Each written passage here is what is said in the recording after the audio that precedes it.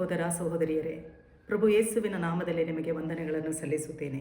ಇವತ್ತಿನ ವೇದವಚನ ಧ್ಯಾನಕ್ಕೋಸ್ಕರ ಕೀರ್ತನೆ 145 18ನೇ ವಾಕ್ಯವನ್ನು ನೋಡುವ. ಯೆಹೋವನಿಗೆ ಮೊರೆಯಿಡುವವರು ಯಥಾರ್ಥವಾಗಿ ಮೊರೆಯಿಡುವುದಾದರೆ ಆತನು ಹತ್ತಿರವಾಗಿಯೇ ಇದ್ದಾನೆ.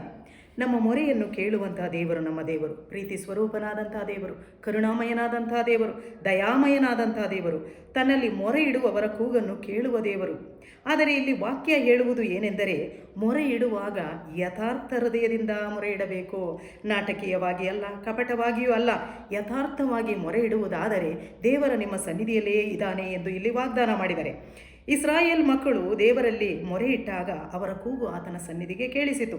ವಿಮೋಚನಾ ಕಾಂಡ 2ನೇ ಅಧ್ಯಾಯ 3ನೇ ವಾಕ್ಯದಲ್ಲಿ ಇಸ್ರಾಯೇಲರು ತಾವು ಮಾಡಬೇಕಾದ ಬಿಟ್ಟಿ ಕೆಲಸಕ್ಕೆ ನಿಟ್ಟೆಸರು ಬಿಡುತ್ತಾ ಇದ್ದರು, ಗೋಳಾಡುತ್ತಾ ಇದ್ದರು. ಈ ಗೋಳು ದೇವರ ಸನ್ನಿಧಿಗೆ ಮುಟ್ಟಿತು. ನಮ್ಮ ದೇವರು ಮೊರೆ ಕೇಳುವುದು ಮಾತ್ರವಲ್ಲ, ನಮಗೆ ನೀತಿಯನ್ನು ಕೂಡ ಕೊಡುವಂತಹ ದೇವರು, ನೀತಿ ಸ್ವರೂಪನಾದಂತಹ ದೇವರು. ಈ ಇಸ್ರಾಯೇಲ್ ಮಕ್ಕಳು ಮಾಡಿದ ಬಿಟ್ಟಿ ಕೆಲಸಕ್ಕೋಸ್ಕರ ಪ್ರತಿಫಲವನ್ನು ಕೊಟ್ಟಂತಹ ದೇವರು ನಮ್ಮ ದೇವರು. ವಿಮೋಚನಾ ಕಾಂಡ 12ನೇ ಅಧ್ಯಾಯ 35-36 ವಾಕ್ಯಗಳಲ್ಲಿ ಈ ರೀತಿ ಹೇಳ್ತಾ ಇದೆ. ಇಸ್ರಾಯೇಲ್ ಮಕ್ಕಳು ಮೋಶೆಯ ಮಾತಿನ ಪ್ರಕಾರ ಐಗುಪ್ತರಿಂದ ಬೆಳ್ಳಿ ಬಂಗಾರ ಒಡವೆಗಳನ್ನು ಬಟ್ಟೆಗಳನ್ನು ಕೇಳಿಕೊಂಡು ಯೆಹೋವನು ಅವರ ಮೇಲೆ ಐಗುಪ್ತರಲ್ಲಿ ದಯೆ ಹುಟ್ಟಿಸಿದ್ದರಿಂದ ಅವರು ಕೇಳಿಕೊಂಡದ್ದನ್ನೆಲ್ಲ ಕೊಟ್ಟನು. ಹೀಗೆ ಇಸ್ರಾಯೇಲರು ಐಗುಪ್ತರ ಸೊತ್ತನ್ನು ಸುಲುಕೊಂಡರು. ನಮ್ಮ ದೇವರು ನಂಬಿಗಸ್ತನಾದಂತಹ ದೇವರು, ಪ್ರತಿಫಲವನ್ನು ಕೊಡುವಂತಹ ದೇವರು ನಮ್ಮ ದೇವರು. ನಾವು ಪ್ರಾರ್ಥನೆ ಮಾಡುವಾಗ ನಂಬಿಕೆ ಬಹಳ ಮುಖ್ಯ. ಇಬ್ರಿಯ 11ನೇ ಅಧ್ಯಾಯ 6ನೇ ವಾಕ್ಯದಲ್ಲಿ ಈ ರೀತಿ ಹೇಳುತ್ತೆ, ನಂಬಿಕೆ ಇಲ್ಲದೆ ದೇವರನ್ನು ಮೆಚ್ಚಿಸಲು ಅಸಾಧ್ಯ.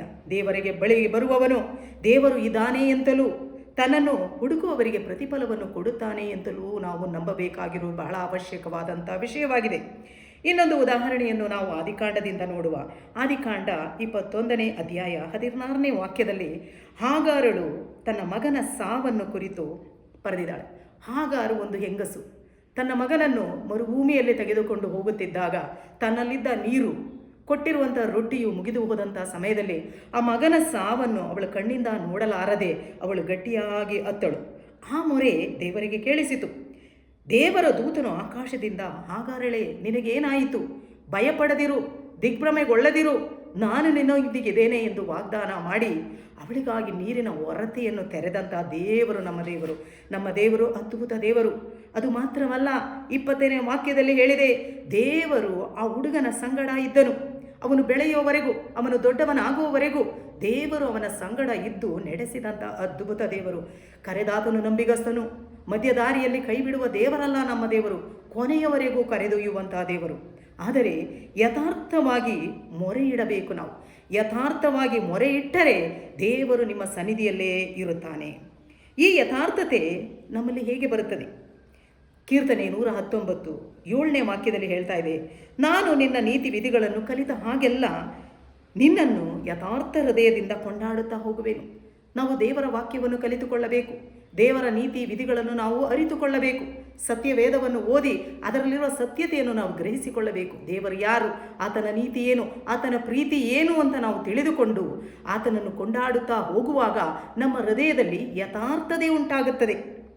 ತನ್ನಲ್ಲಿ ಭಯಭಕ್ತಿ ಉಳ್ಳವರ ಇಷ್ಟವನ್ನು ನೆರವೇರಿಸುತ್ತದೆ ಎಂದು 19ನೇ ವಾಕ್ಯದಲ್ಲಿ ಹೇಳ್ತಾ ಇದೆ.